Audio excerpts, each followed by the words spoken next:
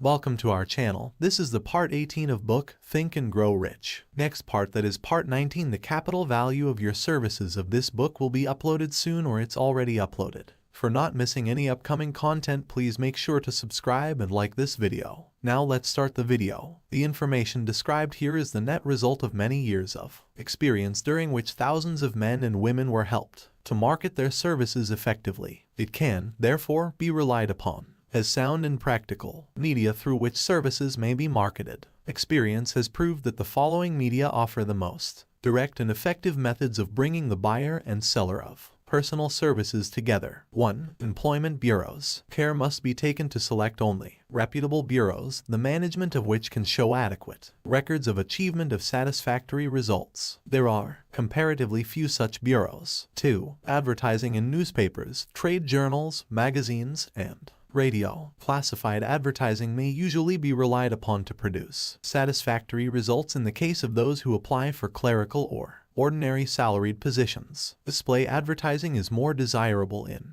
the case of those who seek executive connections. The copy to appear in the section of the paper which is most apt to come to the attention of the class of employer being sought. The copy should be prepared by an expert who understands how to inject sufficient selling qualities to produce replies. 3. Personal letters of application directed to particular firms or individuals most apt to need such services as are being offered. Letters should be neatly typed, always, and signed by hand. With the letter should be sent a complete brief or outline of the applicant's qualifications. Both the letter of application and the brief of experience or qualifications should be prepared by an expert. 4. Application through personal acquaintances. When possible, the applicant should endeavor to approach prospective employers through some mutual acquaintance. This method of approach is particularly advantageous in the case of those who seek executive connections and do not wish to appear to be peddling themselves. 5. Application in person. In some instances, it may be more effective if the applicant offers personally his services to prospective employers, in which event a complete written statement of qualifications for the position should be presented, for the reason that prospective employers often wish to discuss with associates one's record information to be supplied in a written brief. This brief should be prepared as carefully as a lawyer would prepare the brief of a case to be tried in court. Unless the applicant is experienced in the preparation of such briefs, an expert should be consulted and his services enlisted for this purpose. Successful merchants employ men and women who understand the art and the psychology of advertising to present the merits of their merchandise. One who has personal services for sale should do the same. The following information should appear in the brief. 1. Education. State briefly but definitely what schooling you have had and in what subjects you specialized in school, giving the reasons for that specialization. 2. Experience. If you have had experience in connection with positions similar to the one you seek, describe it fully, state names and addresses of former employers. Be sure to bring out clearly any special experience you may have had which would equip you to fill the position you seek. 3. References. Practically every business firm desires to know all about the previous records, antecedents, etc. of prospective employees who seek positions of responsibility. Attach to your brief photostatic copies of letters from former employers. B. Teachers under whom you studied. C. Prominent people whose judgment may be relied upon. 4. Photograph of self. Attach to your brief a recent, unmounted photograph of yourself. 5. Apply for a specific position. Avoid application for a position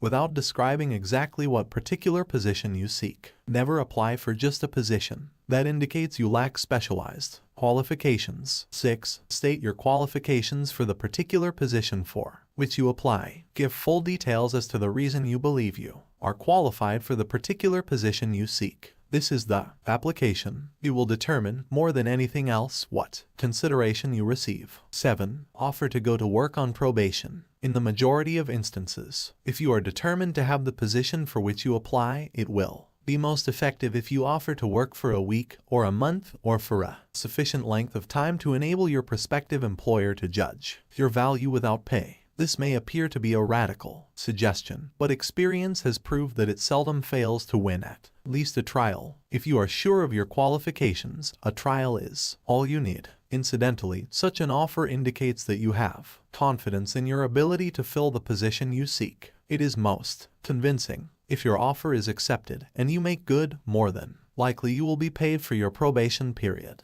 Make clear the fact that your offer is based upon your confidence in your ability to fill the position. B. Your confidence in your prospective employer's decision to employ you after trial. C. Your determination to have the position you seek. 8. Knowledge of your prospective employer's business. Before applying for a position, do sufficient research in connection with the business to familiarize yourself thoroughly with that business and indicate in your brief the knowledge you have acquired in this field. This will be impressive, as it will indicate that you have imagination and a real interest in the position you seek. Remember that it is not the lawyer who knows the most law, but the one who best prepares his case who wins. If your case is properly prepared and presented, your victory will have been more than half won at the outset. Do not be afraid of making your brief too long. Employers are just as much interested in purchasing the services of well-qualified applicants as you are in securing employment. In fact, the success of most successful employers is due, in the main, to their ability to select well-qualified lieutenants. They want all the information available. Remember another thing: neatness in the preparation of your brief will indicate that you are a painstaking person. I have helped to prepare briefs for clients which were so striking and out of the ordinary that they resulted in the employment of the applicant without a personal interview. When your brief has been completed, have it neatly bound by an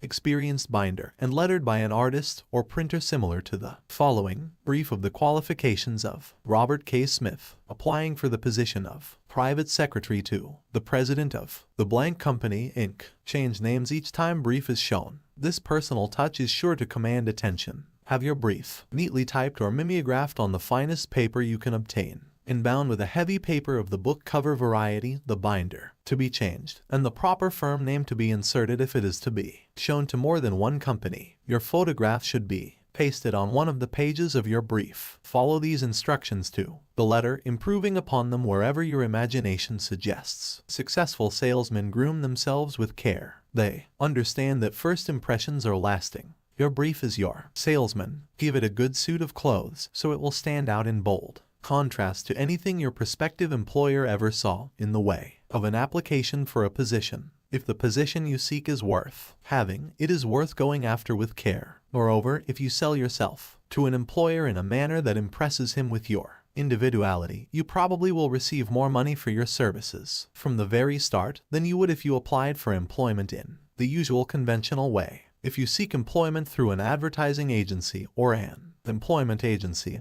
have the agent use copies of your brief in marketing your services. This will help to gain preference for you, both with the agent and the prospective employers. How to get the exact position you desire. Everyone enjoys doing the kind of work for which he is best suited. An artist loves to work with paints, a craftsman with his hands, a writer loves to write. Those with less definite talents have their preferences for certain fields of business and industry. If America does anything well, it offers a full range of occupations: tilling the soil, manufacturing, marketing, and the professions. First, decide exactly what kind of a job you want. If the job doesn't already exist, perhaps you can create it. Second, choose the company or individual for whom you wish to work. Third, study your prospective employer as to policies, personnel, and chances of advancement. Fourth, by analysis of yourself, your talents and capabilities, figure what you can offer and plan ways and means of giving advantages, services, developments, ideas that you believe you can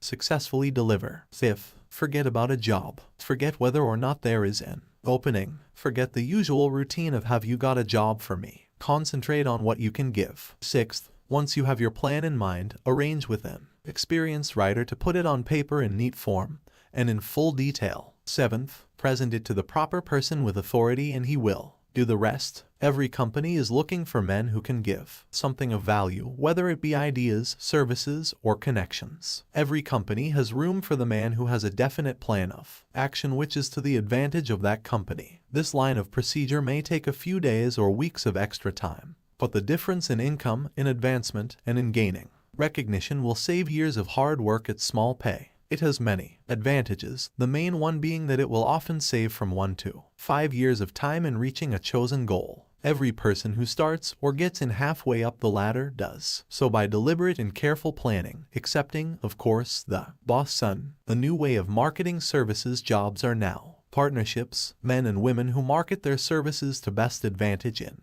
the future must recognize the stupendous change which has taken place in connection with the relationship between employer and employee. In the future, the golden rule, and not the rule of gold, will be the dominating factor in the marketing of merchandise as well as personal services. The future relationship between employers and their employees will be more in the nature of a partnership consisting of the employer, B the employee, C the public they serve. This new way of marketing personal services is called new for many reasons. First, both the employer and the employee of the future will be considered as fellow employees whose business it will be to serve the public efficiently. In times past, employers and employees have bartered among themselves, driving the best bargains they could with one another, not considering that in the final analysis they were, in reality, bargaining at the expense of the third party, the public they served. The Depression served as a mighty protest from an injured public, whose rights had been trampled upon in every direction by those who were clamoring for individual advantages and profits. When the debris of the Depression shall have been cleared away,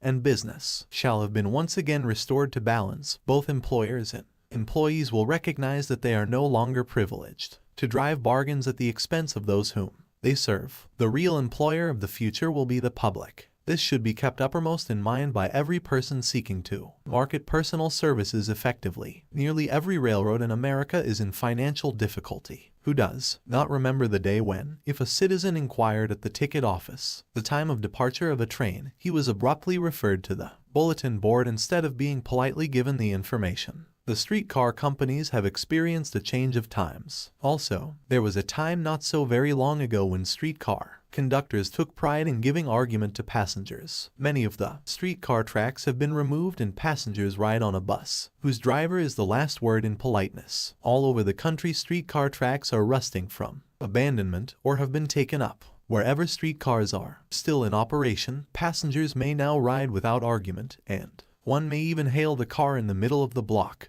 and a motorman will obligingly pick him up. How times have changed. That is just the point I am trying to emphasize. Times have changed. Moreover, the changes reflected not merely in railroad offices and on streetcars, but in other walks of life as well. The public be damned policy is now passe. It has been supplanted by the we are obligingly at your service, sir policy. The bankers have learned a thing or two during this rapid change, which has taken place during the past few years. Impoliteness on the part of a bank official or bank employee today is as rare as it was conspicuous a dozen years ago. In the years past, some bankers carried an atmosphere of austerity which gave every would-be borrower a chill when he even thought of approaching his banker for a loan. The thousands of bank failures during the Depression had the effect of removing the mahogany doors behind which bankers formerly barricaded themselves. They now sit at desks in the open, where they may be seen and approached at will by any depositor or by anyone who wishes to see them, and the whole atmosphere of the bank is one of courtesy and understanding. It used to be customary for customers to have to stand and wait at the corner grocery until the clerks were through passing the time of day with friends and the proprietor had finished making up his bank deposit before being waited upon. Chain stores, managed by courteous men who do everything in the way of service, short of shining the customer's shoes, have pushed the old-time merchants into the background. Time marches on. Courtesy and service are the watchwords of merchandising today, and apply to the person who is marketing personal services even more directly than to the employer whom he serves, because, in the final analysis, both the employer and his employee are employed by the public they serve. If they fail to serve, well, they pay by the loss of their privilege of serving. We can all remember the time when the gas meter reader pounded on the door hard enough to break the panels. When the door was opened, he pushed his way in, uninvited, with a scowl on his face which plainly said, "What the hell did you keep me waiting for?" All that has undergone a change. The meter man now conducts himself as a gentleman who is delighted to be at your service, sir. Before the gas companies learned that their scowling meter men were accumulating liabilities never to be cleared away,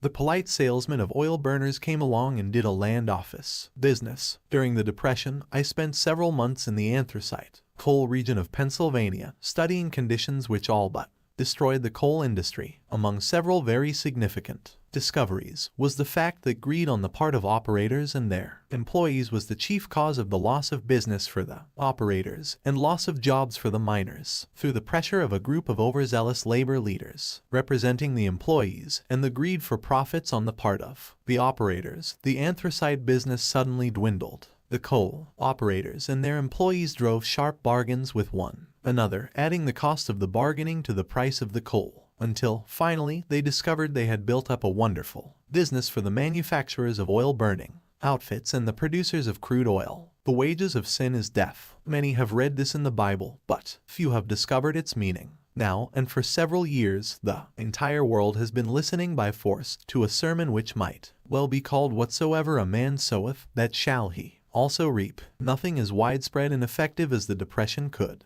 possibly be just a coincidence. Behind the Depression was a cause. Nothing ever happens without a cause. In the main, the cause of the Depression is traceable directly to the worldwide habit of trying to reap without sowing. This should not be mistaken to mean that the Depression represents a crop which the world is being forced to reap without having sown. The trouble is that the world sowed the wrong sort of seed. Any farmer knows he cannot sow the seed of thistles and reap a harvest of grain. Beginning at the outbreak of the World War, the people of the world began to sow the seed of service inadequate in both quality and quantity. Nearly everyone was engaged in the pastime of trying to get without giving. These illustrations are brought to the attention of those who have personal services to market to show that we are where we are and what we are because of our own conduct. If there is a principle of cause and effect which controls business, finance, and transportation, this same principle controls individuals and determines their economic status. What is your QQS rating?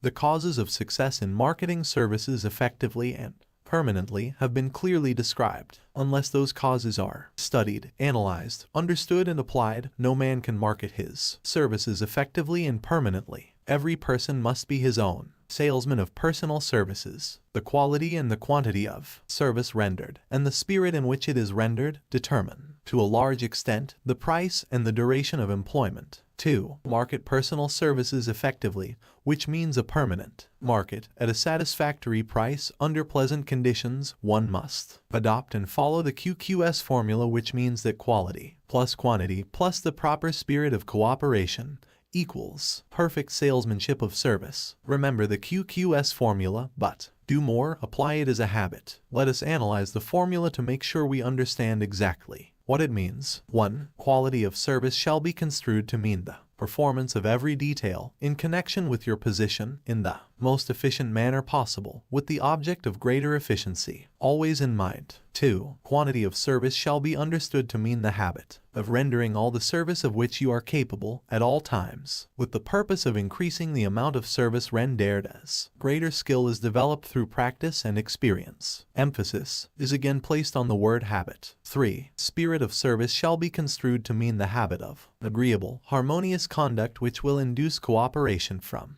associates and fellow employees. Adequacy of quality and quantity of service is not sufficient to maintain a permanent market for your services. The conduct, or the spirit in which you deliver service, is a strong determining factor in connection with both the price you receive and the duration of employment. Andrew Carnegie stressed this point more than others in connection with his description of the factors which lead to success in the marketing of personal services. He emphasized again and again the necessity for harmonious conduct. He stressed the fact that he would not retain any man, no matter how great a quantity or how efficient the quality of his work, unless he worked in a spirit of harmony. Mr. Carnegie insisted upon men being agreeable. To prove that he placed a high value upon this quality, he permitted many men who conformed to his standards to become very wealthy. Those who did not conform had to make room for others. The importance of a pleasing personality has been stressed, because it is a factor which enables one to render service in the